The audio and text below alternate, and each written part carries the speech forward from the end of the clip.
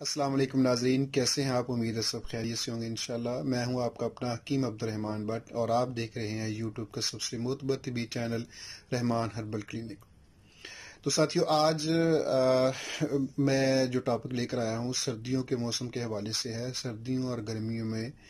عام طور پہ یہ مسئلہ پایا جاتا ہے۔ سردیوں میں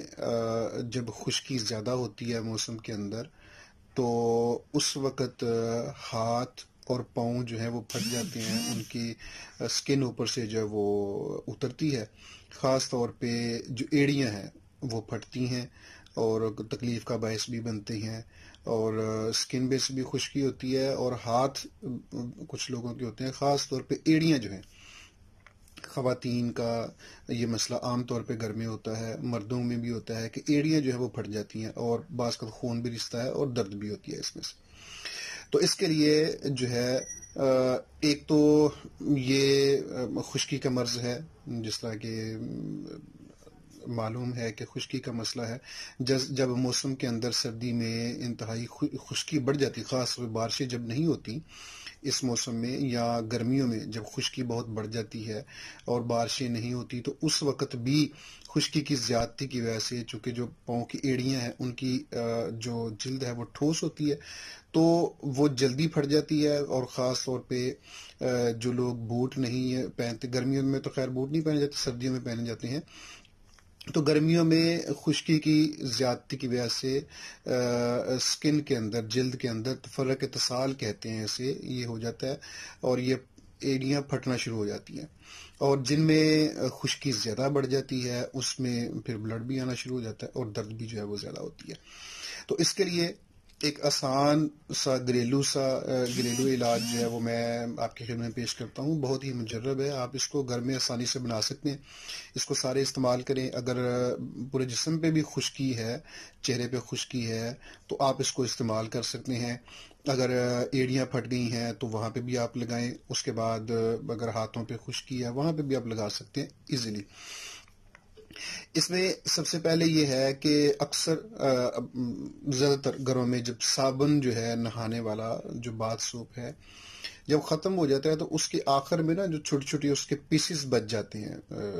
جو اکثر پھینک دیتے ہیں، وہ جو ہے ان کو آپ اکٹھا کر لیں، یعنی کہ آپ اس کو اکٹھا کرتے جائیں، جیسے ہی وہ 2 4 5 ہو جائیں اکٹھے تو آپ اس کو ایسے کریں کہ تھوڑے سے پانی میں نا اس کو بھگو دیں، یعنی کہ آپ رات کو بھگو دیں صبح تک، یا صبح بھی ہونا تو رات تک جو ہے نا وہ نرم ہو کے اتنا نرم ہو جائے گا کہ اس میں اچھے سے مکس ہو جائے گا۔ جب اس میں مکس ہو جائے تو پھر آپ اس میں گلیسرین جو ہے وہ آپ ڈالیں گے، اس کے برابر وزن جتنی یہ ہے اتنی ہی آپ اس میں گلیسرین ڈال کے اس کو مکس کر دیں۔ بعض کا اس کے اندر جو ہے ارک گلاب بھی ڈالا جاتا ہے، لیکن ارک گلاب ڈالنے سے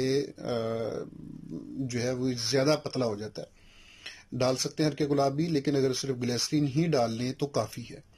آپ اس کو مکس کر لیں، اچھے سے مکس کر کے اس کو رکھ لیں کسی بھی شیشی میں۔ اگر ایڑیاں جو ہیں وہ پھٹ گئی ہیں تو ایڑیوں پہ لگا کے تو آپ اس کو پہلے ایڑیوں کو دھو کے اس کے بعد آپ اس کو لگائیں۔ لگانے کے بعد رات کو بہتر ہوتا ہے کہ رات کو لگا کے سو جائیں، صبح اٹھ کے آپ اس کو نیم گرم پانی سے دھو کے تو دوبارہ پھر لگا لیں۔ اس طریقے سے جو ہے وہ آپ 2 ٹائم بھی لگا سکتے ہیں، 3 ٹائم بھی لگا سکتے ہیں، تو اس سے انشاءاللہ جو ہے یہ بہترین ایڑیاں نرم بھی ہوں گی، سکن جو پھٹ رہی ہے وہ بھی ٹھیک ہوگی، اور جو اگر اس میں سے خون آ رہا ہے تب بھی جسم کے کسی بھی حصے پہ اگر خشکی ہے تو آپ اس کو لگائیں، انشاءاللہ بہت ہی اچھے طریقے سے آپ دیکھیں گے کہ وہ ہیل ہوگا اور خشکی وہاں سے ختم ہوگی۔ تو چاہے ایڑیاں پھٹ رہی ہوں، چاہے ہاتھ ہو، چاہے جسم کے کسی بھی حصے سے، تو اس طریقے سے آپ اس کو بنا کے آپ استعمال کریں، انشاءاللہ العزیز آپ دیکھیں گے کہ چند دنوں کے اندر اندر جو ہے آپ کا جو خشکی کی زیادتی کی وجہ سے جو مسئلہ بن رہا ہے انشاءاللہ العزیز ٹھیک ہو جائے گا۔ اس کے ساتھ ساتھ اندرونی طور پہ کھانے کے لیے جو ہے گرمیوں میں زیادہ تر یہ مسئلہ ہوتا ہے جب آپ ٹھنڈا پانی زیادہ استعمال کرتے ہیں، برف والا، فریج سے نکالا ہوا ٹھنڈا پانی۔ میری ایک آلریڈی ویڈیو موجود ہے ٹھنڈے پانی کے نقصانات پہ، تو اس سے بھی خشکی بڑھ جاتی ہے، عضلات میں، اور اس سے ایسا ہوتا ہے. اور سردیوں میں چونکہ ہم پانی کم پیتے ہیں تو اس لیے یہ مسئلہ آتا ہے. سردیوں میں جو ہے وہ نیم گرم پانی استعمال کریں جب بھی کرنا ہے. وہ جو میری ویڈیو ہے ٹھنڈے پانی کے نقصانات میں، اس میں میں نے ساری تفصیل بتائی ہے کہ سردیوں میں کیسے پانی استعمال کرنا ہے اور گرمیوں میں کس طریقے سے پانی زیادہ استعمال کرنا ہے. تو پھر یہ مسائل نہیں آئیں گے انشاءاللہ. تو آپ اس کو بھی دیکھیں، انشاءاللہ اس سے بھی کافی رہنمائی ملے گی. اپنا بہت خیال رکھیے. اللہ حافظ.